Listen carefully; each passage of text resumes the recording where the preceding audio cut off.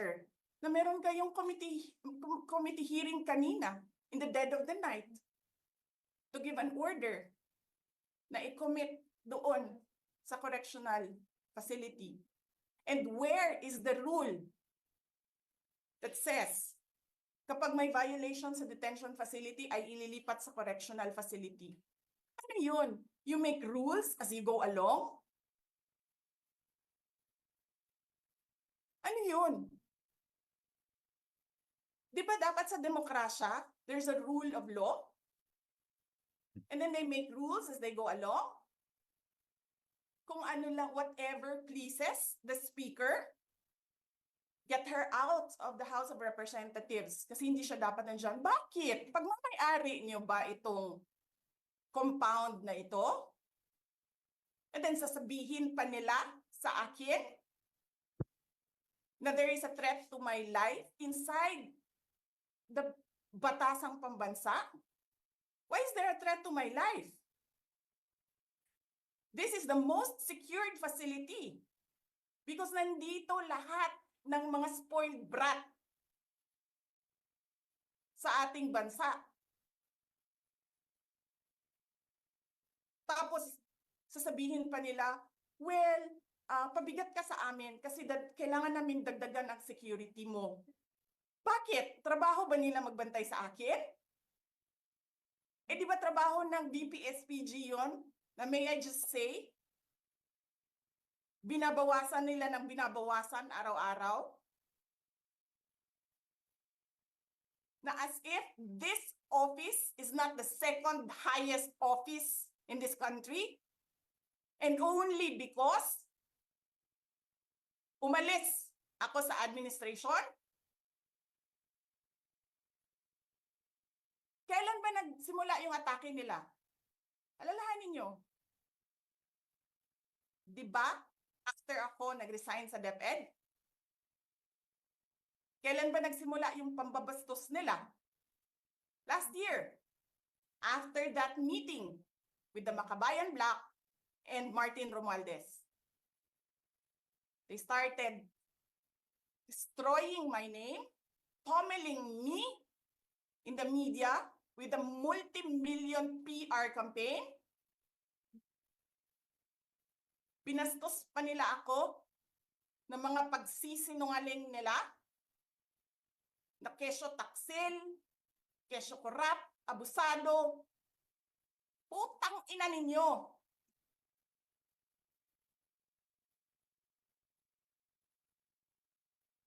Sino ang korap? Yung mga congressman na yan na nag-hearing, anong sinasabi nila? Pagkatapos, pag na-off na ang mic, pag wala ng media, pasensya na kayo ha. Kailangan kasi namin ng pera. Mag-i-eleksyon na kasi.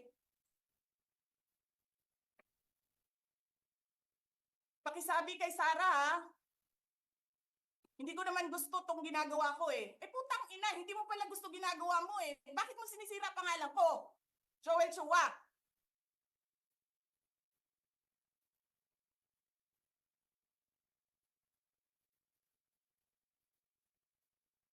Ganyan. Ganyan ang bansa.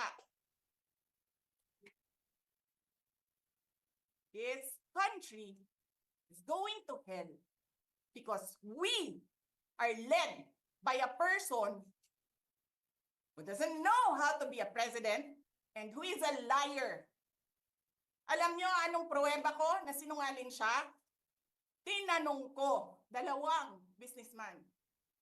Matagal na sa negosyo ng bigas. Because I was concerned. This is a campaign promise. 20 pesos na kilo ng bigas. And so, I really sat down and talked to a businessman. Sabi ko, sabihin mo sa akin, kung magagawa ba yung 20 pesos? Sabi niya, hindi. Napaka-imposibleng gawin yan. Because more than 20 pesos ang cost. Paano ka magbenta ng palugi?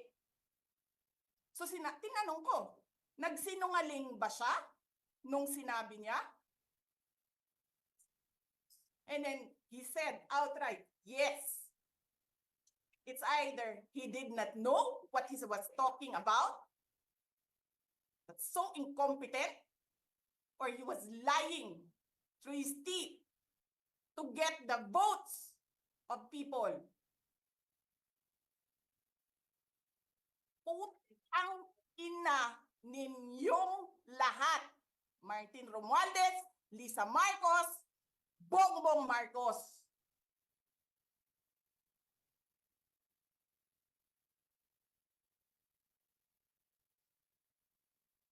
Ginigit-git nyo yung mga tao ko dyan sa envelope na yan. Lisa Marcos, naalala mo? Nagpadala ka sa akin ng video? Sinabihan mo ako saan kukunin ang pera.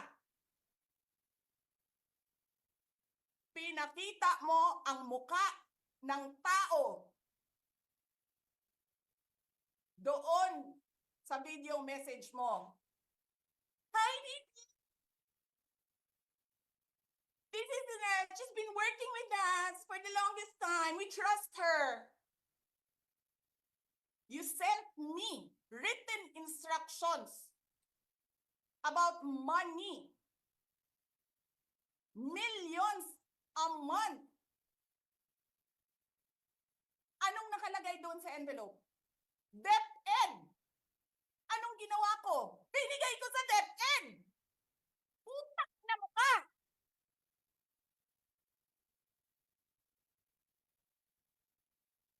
Wala ka ngang posisyon sa gobyerno, namimigay ka ng pera ng gobyerno eh.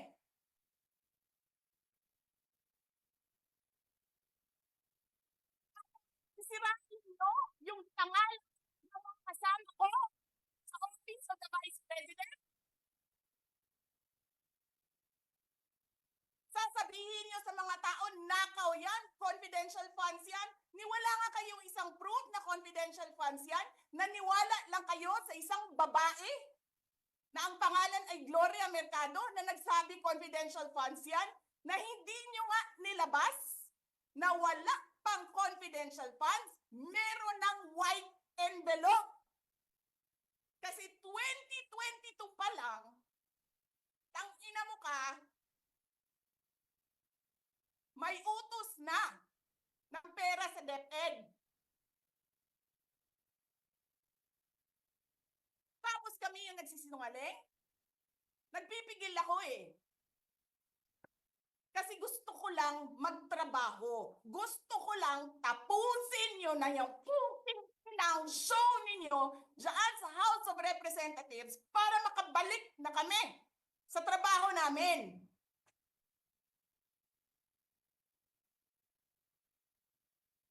Tapos ganyan ang gagawin ninyo sa amin dahil hindi kami sumusunod sa inyo? Dahil ayaw na namin tumulong sa inyo?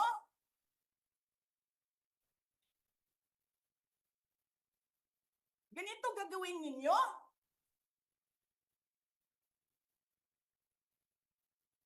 Presidente ka, may speaker ka na involved sa bribery ng Supreme Court justices. May video, may kaso, may witnesses. Hindi mo tinanggal yung speaker mo.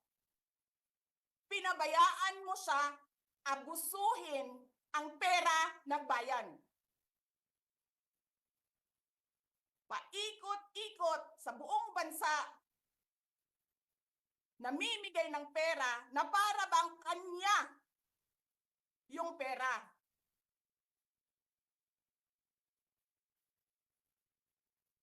Eh di ba nga, lagi niyo sinasabi separation of powers? Anong trabaho ng legislative branch? Gumawa ng batas.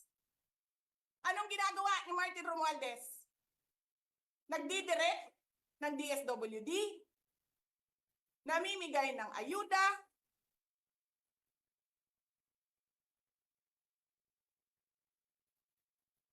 nagsasabi kung anong bibigay, anong ibibigay, anong gagawin, sino ba ang presidente dito?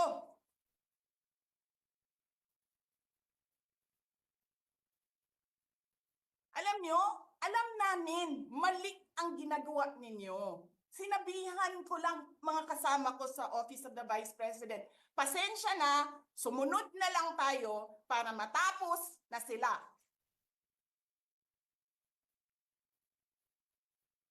Tapos ganito ang gagawin ninyo? Alam namin, walang contemptuous doon sa ginawa ni Yusek Lopez. Wala. Lahat ng tanong, sinagot niya. Pumunta siya. Maayos siya kumausap. And then sasabihin ninyo sa amin, bakit kami susulat sa COA? Bakit hindi kami susulat sa COA? Hindi tapos ang appeal namin. Hindi tapos ang audit namin. Tapos buhaghag na ninyo tanan ang gisubmit namo sa COA.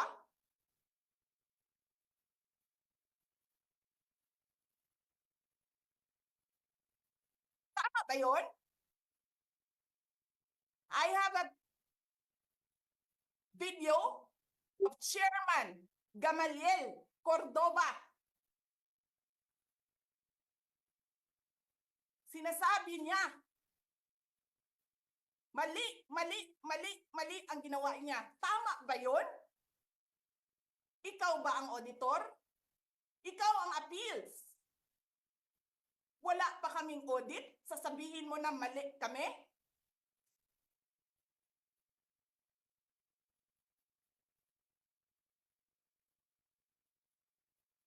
Ang ina ninyo.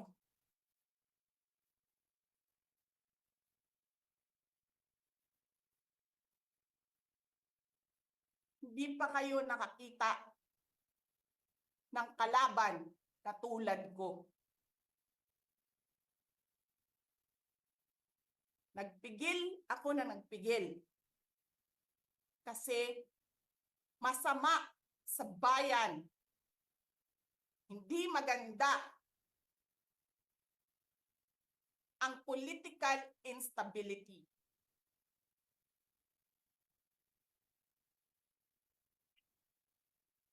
Pinabayaan ko kayo sirain ng pangalan ko. Kasi I have nothing to lose. Sinira niya na siya. Wala na siyang ikakasira pa.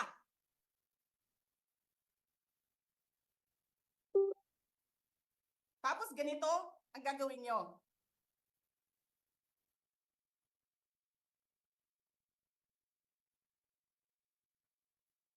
Hindi ko alam paano nakakatulog ang Chief of Staff ng Armed Forces of the Philippines. Gabi-gabi, mahimbing ang tulog mo. Ganito ang bayan natin. Bilyon ang nawawala. Tanungin nyo si Congressman Ungab, Chairman ng Ways and Means, Chairman ng Appropriations Committee. Tanungin nyo siya, paano nawawala ang pera?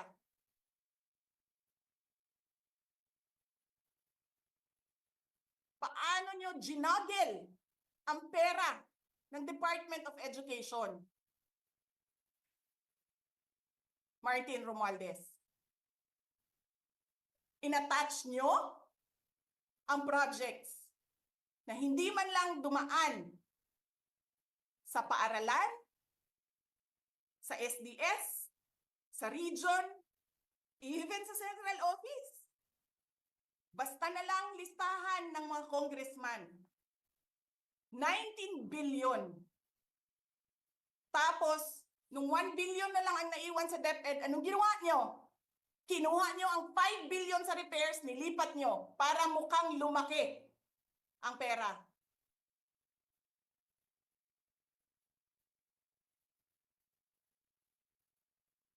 Martin,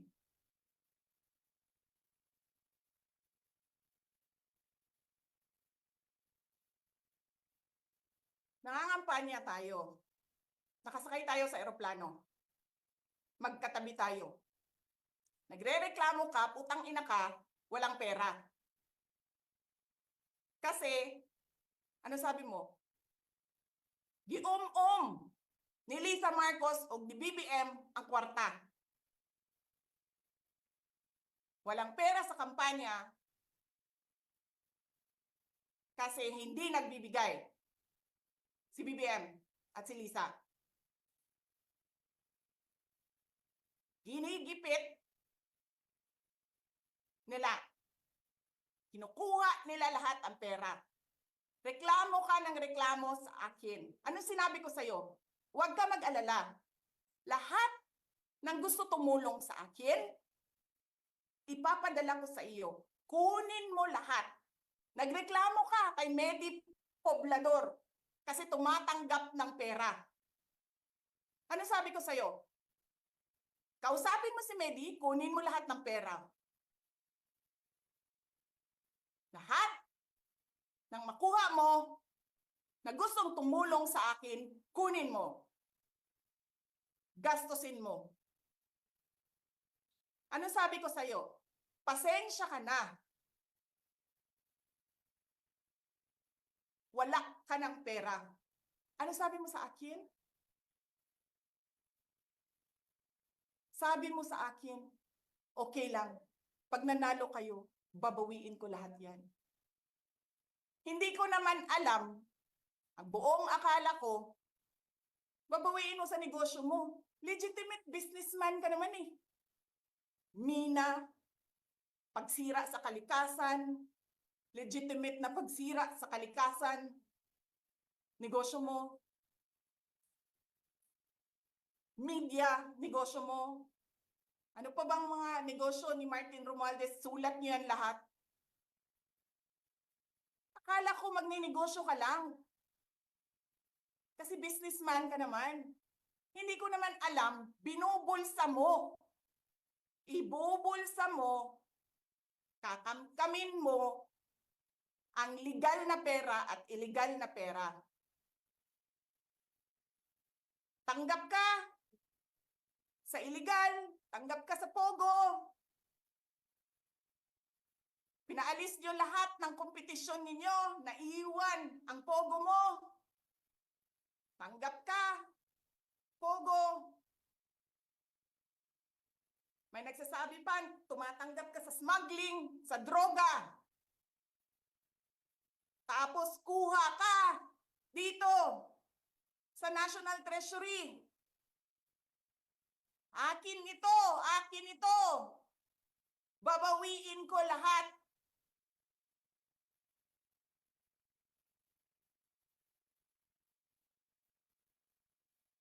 Masakit sa akin, Martin, hindi yung pagsira ng pangalan ko eh. Ang masakit sa akin, maalis mo man ako sa presidential race, hindi pa rin ikaw ang presidente, king ina mo. Walang boboto sa'yo. Please lang. Wala.